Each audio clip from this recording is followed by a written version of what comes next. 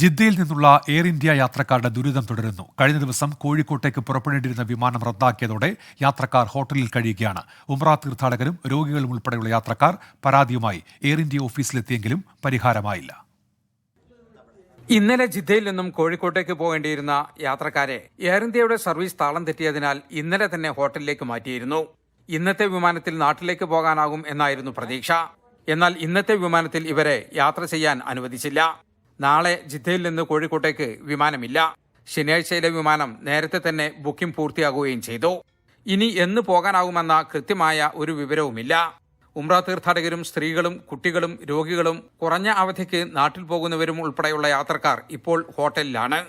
ഇന്നലെ പോകേണ്ടെന്ന് പറഞ്ഞ് ഞങ്ങൾ എയർപോർട്ടിൽ എത്തിയ സമയത്താണ് അവർ പറഞ്ഞത് ഇന്നലെ പോകാൻ കഴിയൂല, ഇന്ന് 100% ഞങ്ങൾ വിടാമെന്ന് പറഞ്ഞ് വാക്ക് പറഞ്ഞിട്ടാണ് ഈ ഹോട്ടലിലേക്ക് കൊണ്ടുവന്നിട്ടുള്ളത്. അപ്പോൾ നാളെ പോകുന്ന വെള്ളിയാഴ്ച ഞങ്ങൾ ചാർട്ടേഡ് ഫ്ലൈറ്റ് ഒക്കെ ഇട്ട് നമ്മളെ കൊണ്ടുപോകാനുള്ള സംവിധാനമൊക്കെ എയർ ഇന്ത്യക്ക് ചെയ്യാം. പക്ഷെ അതെന്താന്നുള്ളത് നമ്മുടെ അടുത്ത് ഇവർ വന്നിട്ടുണ്ടാക്കില്ല, ഇതുവരെ ഒന്നും സംസാരിച്ചിട്ടില്ല. 6 ദിവസത്തെ ട്രീറ്റ്മെന്റിന് വേണ്ടി നാട്ടിലേക്കൊന്നും പോകുന്ന ആളുകളൊക്കെ ഉണ്ട്.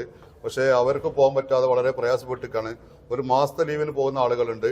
അതേപോലെ അതായത് ഈ സുഹൃത്ത് തല പൊട്ടി കിടക്കുന്നുണ്ടോ, ഇദ്ദേഹം പ്രയാസപ്പെട്ട് നാട്ടിൽ പോകാൻ കഴിയാത്ത പ്രയാസം കൊണ്ട് ഇദ്ദേഹം തല പിന്നി വീണ് ഇദ്ദേഹത്തിന്റെ തലയൊക്കെ പൊട്ടി ഇവിടൊക്കെ അടയാളങ്ങളുണ്ട്, മുറികളൊക്കെ പറ്റി വളരെ പ്രയാസപ്പെട്ട് നിൽക്കുകയാണ്. ഇദ്ദേഹത്തോടെ കണ്ടപ്പോൾ ഞങ്ങൾക്ക് എന്താക്കി, കൂടെ വന്നവർക്കൊക്കെ വളരെ പ്രയാസം. ഒരു സാധുവായ മനുഷ്യനാണ്.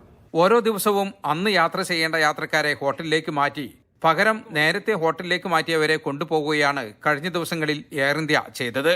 പ്രത്യേക വിമാനം സർവീസ് നടത്തിയാൽ മാത്രമേ ഇതിന് പെട്ടെന്ന് പരിഹാരം കാണാൻ സാധിക്കൂ എന്നാണ് സൂചന. ജലീൽ കണ്ണമംഗലം, 24 ജിദ്ദ.